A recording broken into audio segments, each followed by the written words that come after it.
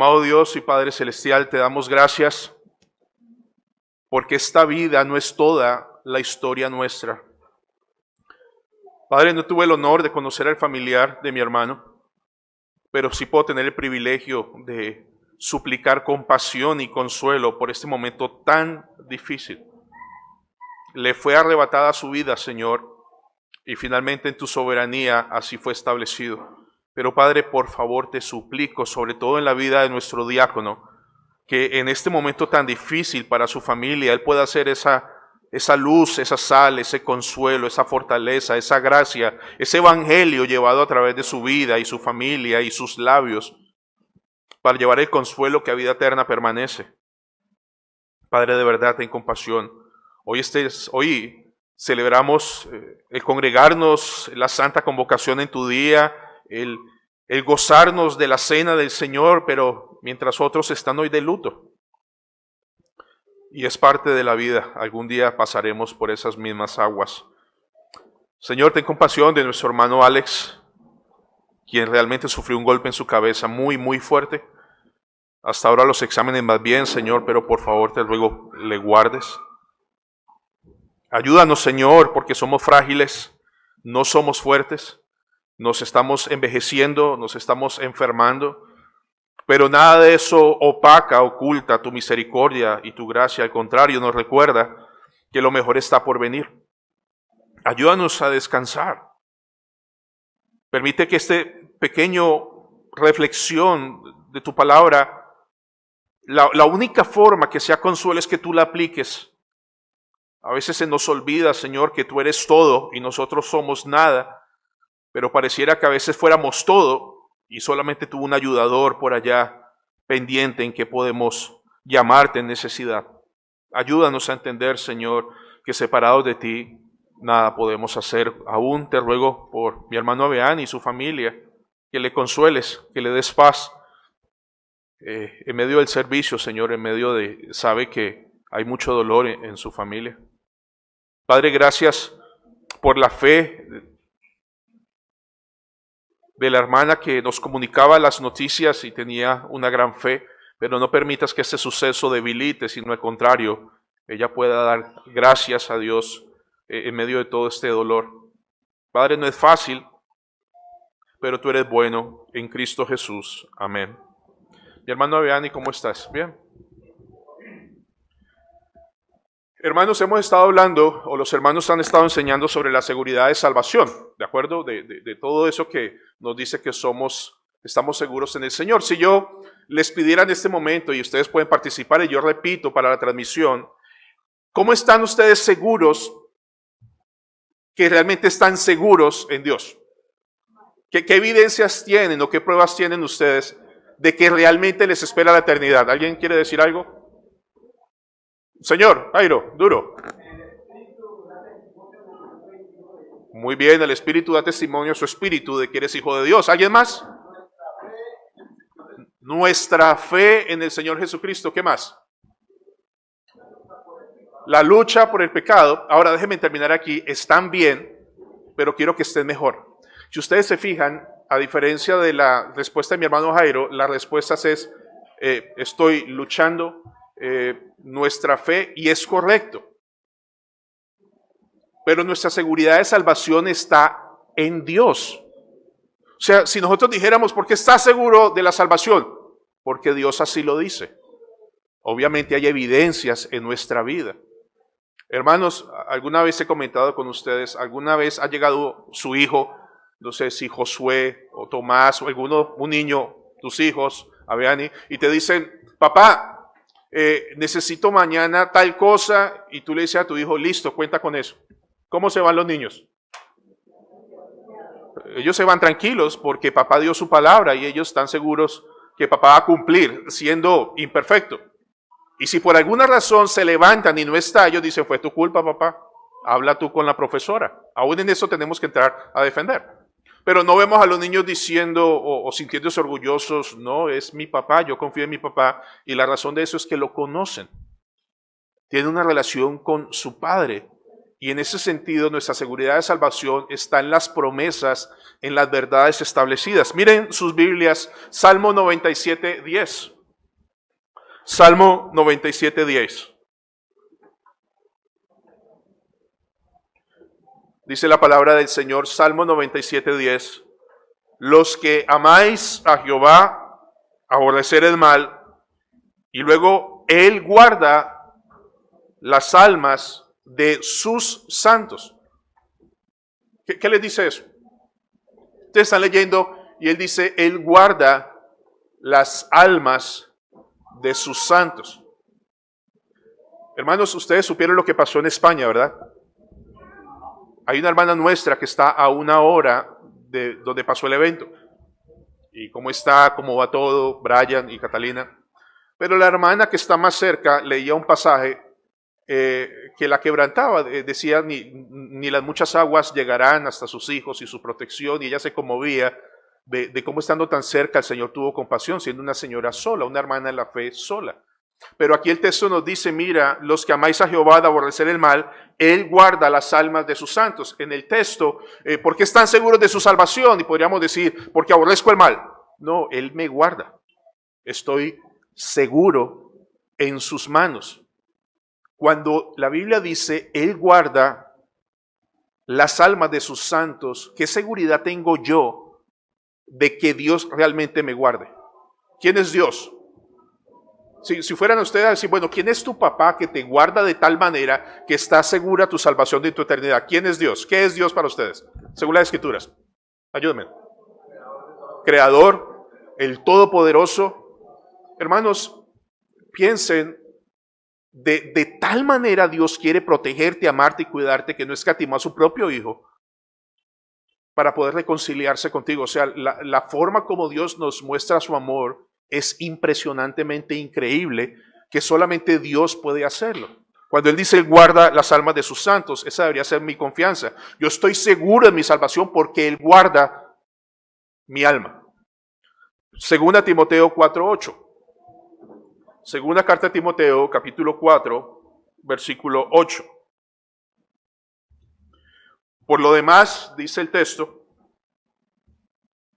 me está guardada la corona de justicia, la cual me dará el Señor, juez justo en aquel día, no solo a mí, sino a todos los que aman su venida. Hay una corona que el Señor va a dar, pero dice el texto, me está guardada, está custodiada, está protegido. Hay algo que todo creyente en el Señor va a recibir por causa de que el Señor la guarda. En Judas 1:24 lo cantamos, y aquel que es poderoso para guardaros sin caída. Entonces, de nuevo, cuando hablamos de seguridad de salvación es muy fácil enfocarse en que yo aborrezco el mal, en que esto, aquello y lo otro, pero ¿qué pasa cuando no aborrezco el mal y caigo? ¿Qué pasa en esos momentos donde creo que estar fuerte y vergonzosamente paso por momentos difíciles? ¿Qué pasa con mi seguridad de salvación? Pero por el Señor. Pero cuando yo no empiezo a ver las evidencias, empiezo como a, seré salvo, pero el texto Él dice, me guarda, y automáticamente, insisto, viene la idea de, eso es sinvergüencería. No, hermanos, todos ustedes y yo ahorita mismo tenemos pecado. No hay ninguno libre de pecado. No hay ninguno que se acerque a la mesa del Señor hoy perfecto. Si así fuera, no necesitaríamos a Cristo. Obviamente hay pecados más complicados, más difíciles, más escandalosos, más complicados, pero eso no libra a ninguno de los que estamos aquí. Dice el texto, y aquel que es poderoso para guardaros sin caída y presentaros sin mancha delante de su gloria con gran alegría, al único y sabio Dios. Pero al mismo tiempo, hermanos, yo puedo leer esto y solamente si el Santo Espíritu toma estas palabras y las aplica y las guarda en su corazón, van a ser creíbles. Porque vivimos por fe y no por vista. Si el Santo Espíritu no toma estas verdades y las cincela en tu corazón, Dios te guarda. Hermanos, Hoy vamos a hablar de la cena del Señor. Y yo le decía a mi esposa esta mañana, y me duele mucho,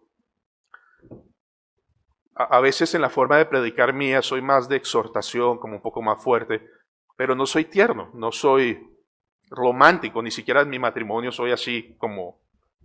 Pero hablar de la cena del Señor, le pido a Dios que me permita tener esa habilidad hoy, porque cuando tomamos la cena del Señor, si me permiten un adelantico pequeño, ¿qué me está diciendo el Señor? Esto es mi cuerpo, esta es mi sangre. ¿Qué te está diciendo? No, yo sé, pero te salvé yo. Hoy venimos a celebrar que fue Él el que nos salvó. Hoy venimos a recordar que Él fue el que me salvó. Hoy venimos a agradecer que Él fue el que me salvó. Entonces, cuando leemos la Escritura, Él guarda las almas y dice, bueno, Señor, dame la fe para creerlo, para que en los momentos difíciles y complicados esté firme. Aquel que es poderoso para guardaros sin caída, dice, bueno, ¿y qué pasa cuando caigo? Si tú dices que eres poderoso para guardarme sin caída, ¿qué significa el texto entonces? Primera de Pedro 1:5. Dice la palabra del Señor que sois guardados por el poder de Dios mediante la fe.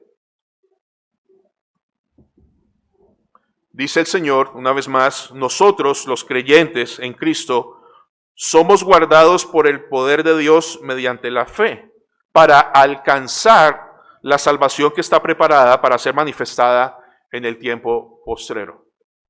Es interesante aún, hermanos, con la sencillez de un niño chiquito, la razón de que yo llegué al cielo es Dios, que me guarda, que me preserva, que me cuida, que me restaura, que me levanta, que me perdona.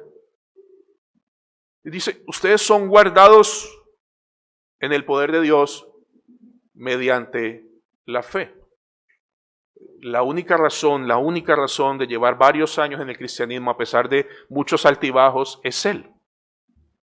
Ninguno de ustedes toma la cena del Señor hoy porque la merece, o porque realmente tiene su conciencia tan increíblemente limpia que solo es por la sangre del Cordero para asistir a la cena. Entonces, y aquel que es poderoso para guardaros sin caída, que sois guardados por el poder de Dios mediante la fe, para alcanzar la salvación que está preparada. Entonces, de nuevo, ¿por qué estás seguro de que llegarás al cielo? Porque Dios me guarda, porque Dios me preserva. Es interesante, hermanos, cuando la cena del Señor dice hacer esto en memoria de quién. No de ti, de Él, de lo que Él ha hecho, de lo que Él está haciendo, de lo que Él sigue haciendo. No hay otra razón que yo pueda leer esto con tal gracia, con tal gozo, con tal alegría, que el Espíritu Santo la impregne en mi vida. Yo soy guardado por el poder de Dios. Y nada, dice el texto, me podrá arrebatar de su mano. ¿Ustedes creen eso? Pero de nuevo, vamos a hablar, ¿por qué eres salvo? Porque yo hago aquello. Y hermanos, yo no estoy minimizando las evidencias. Pero las evidencias es razón de que Dios te esté guardando. Las evidencias son las muestras de su gracia en tu vida. Pero la razón principal de que yo vaya al cielo es Cristo. Es su obra, es su poder. Él es el fiel pastor. Dice 1 de Juan 5:18. Sabemos que todo aquel que ha nacido de Dios no practica el pecado, pues aquel que fue engendrado por Dios le guarda. Y el maligno no le toca. Entonces, en los 4 textos que hemos leído, ¿en dónde está la seguridad de mi salvación? En Él, en que me guarda, en que me cuida, en que me protege, en que me preserva, en que me sostiene. Pero a uno le cuesta de verdad, por el arminiano que tenemos por dentro, de poner nuestra confianza en Dios y más en nosotros. Todos tenemos esa lucha. Todos queremos vivir por méritos, pero si estamos aquí es por los méritos ¿de quién? De Cristo. Su vida perfecta aplicada a nuestro favor de tal manera que delante del Señor somos santos, justos, y sin mancha. Pero eso es lo que dice Dios que Él me ve. Si yo me veo a mí mismo, no me veo así. Pero debemos vernos por fe. Ahora, hermanos, hay evidencias lógicas que compartieran nuestros hermanos, pero que el libro las vuelve a retomar. Si la salvación se pierde, si se llegara a perder, como algunos piensan, ¿qué pasaría a la luz de la palabra de Dios? Bueno, Dios no guarda. Dios no tiene el poder para sostener. Y los hermanos empiezan a debatir, no, Dios tiene el poder, el problema es que yo lo rechazo. Dice, bueno, dime tú cómo puedes rechazar a Dios si Dios te dio vida estando muerto. O sea, no te levantaste a ti mismo, Dios te levantó y ahorita te sostiene. Entonces, aquellas personas que hablen de salvación por obras están negando la preservación que Dios hace en el creyente, guardándolo, protegiéndolo y sosteniéndolo. La seguridad de salvación, ¿por qué es segura? Si la seguridad de salvación fuera segura por lo que yo hago, por lo que yo vivo y por lo que yo hago, no habría seguridad de salvación. Porque no somos perfectos.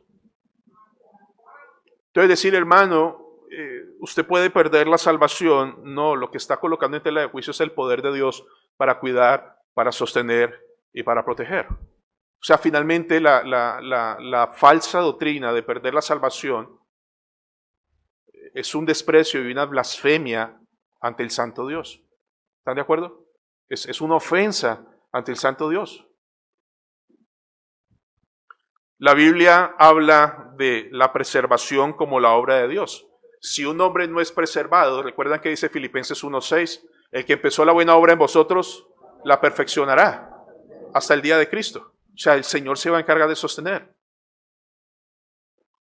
Y eso es verdad para un niño de 2 años, para un hombre de 20 y para alguien que esté ya después de los 50. El Señor es quien preserva porque Él ha prometido ser el buen pastor. Entonces, de nuevo, ¿dónde está mi seguridad de salvación? En su palabra, en lo que Dios dice que Él está haciendo. Y obviamente yo quiero ver evidencias en su gracia de lo que Dios está obrando, pero aún con las evidencias, hermanos, porque pueden ser escasas en algunos casos, nuestra seguridad está en lo que Dios dice. El amor infinito, dice un comentarista, misterioso y eterno de Dios para su pueblo, es la garantía de que nunca se pierdan. ¿El Señor con qué amor te amó, según la Biblia? Amor eterno. ¿Están listos? ¿El Señor te ama con amor eterno? ¿Desde cuándo el Señor decidió amarte? No. Desde antes hubo un momento en que Dios no te amaba y empezó a amarte antes de la fundación del mundo. Siempre.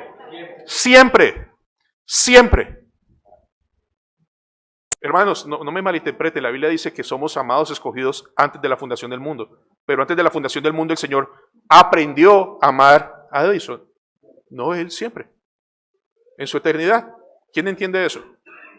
Y no hay absolutamente nada que nos pueda separar de ese amor.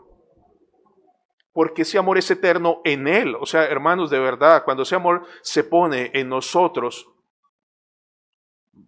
es horrible. Hoy, Señor, siento que tú me amas porque no, es en Él. Eternamente amados. Su amor, dice la palabra del Señor y el comentarista, no está sujeto a fluctuaciones, sino que es inmutable porque Dios es inmutable. O sea, si Dios decidió amarte con amor eterno, Él no va a cambiar nunca esa forma de amarte. Ahora, hermanos, entiendan que la disciplina también es muestra de su amor. Ninguno piense que solamente son cosas buenas. La disciplina es buena, también dolorosa, pero es muestra de su amor. Porque Dios en su amor no permitirá que ninguno de sus hijos ande descarriadamente. El amor de Dios es gratuito. Bueno, gratuito para nosotros, costoso para Él en Cristo, por la obra que Él hizo. Entonces somos guardados por el poder de Dios, somos amados de manera eterna. Y es glorioso, hermanos, que Dios nos ayude a poner nuestra confianza en lo que Dios dice, en lo que Dios ha hecho. Déjame hacer otra pregunta. ¿Cuántas plagas el Señor trajo sobre Egipto? ¿Cuántas de esas plagas los magos pudieron imitar? ¿Cuántas? ¿Sí?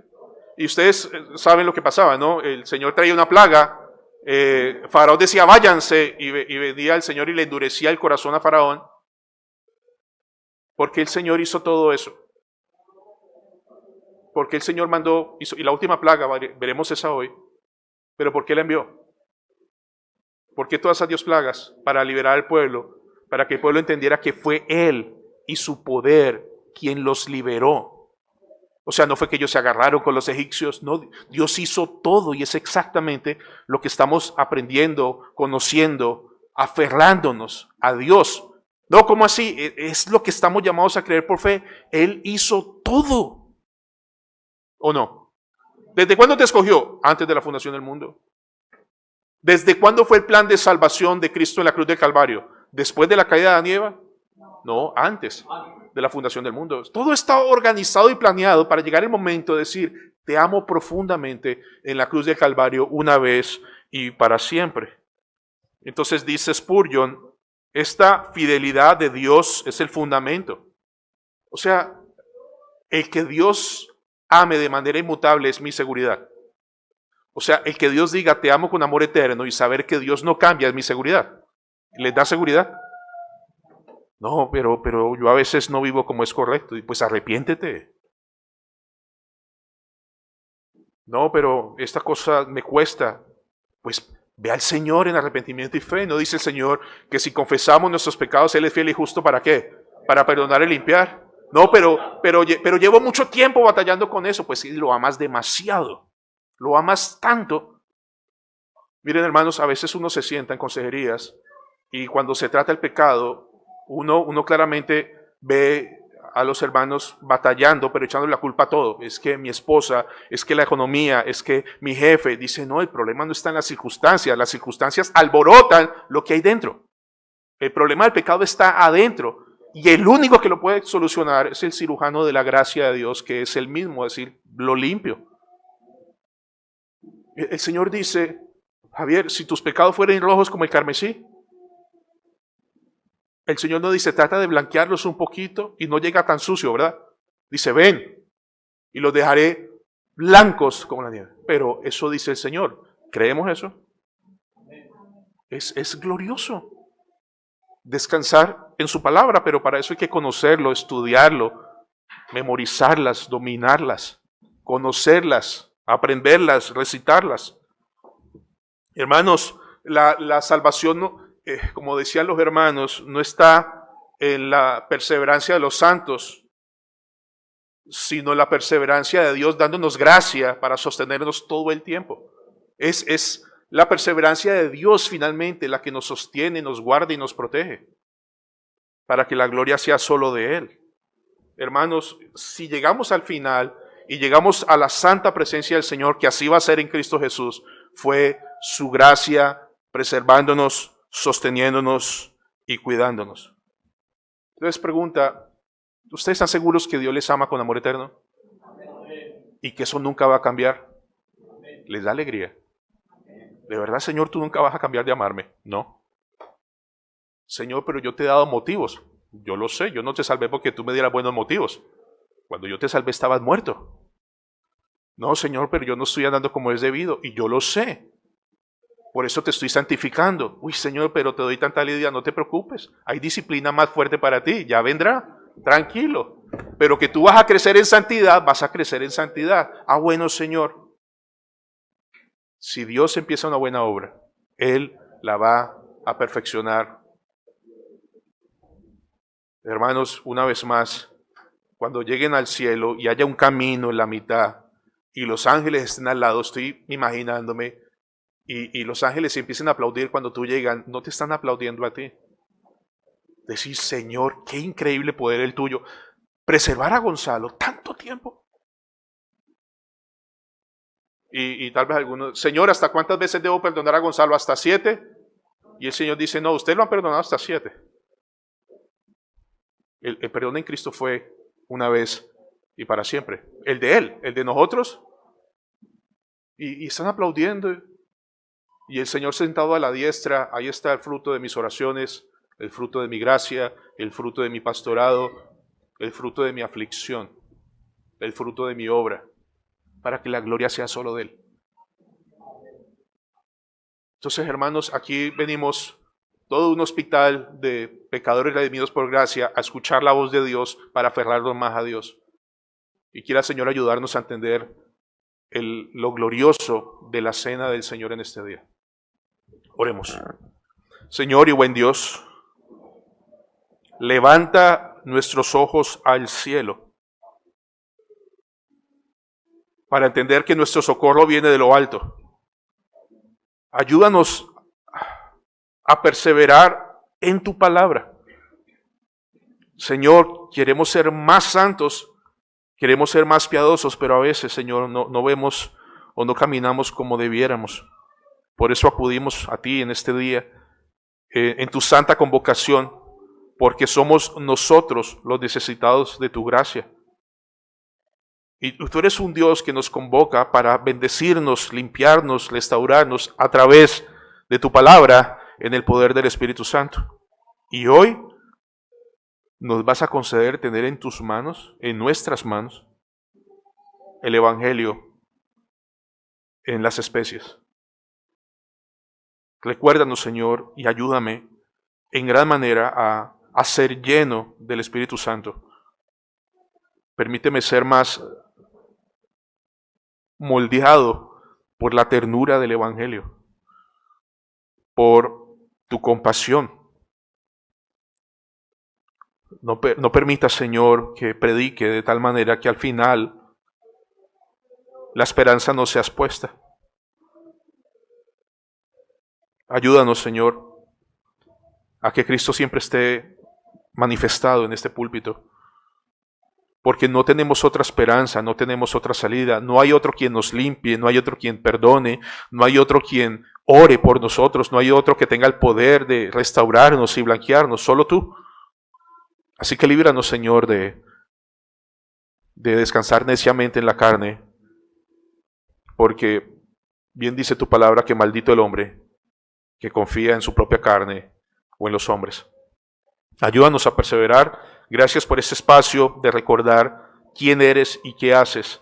Y ruego, Señor, que lo cinceles en nuestras almas de tal manera que podamos recordarlo a diario en nuestras casas, a nuestros hijos, a nuestra esposa, de cuánto Dios nos ama y cuánto es su gloriosa obra suficiente para preservarnos y sostenernos hasta el día final. En Cristo Jesús. Amén.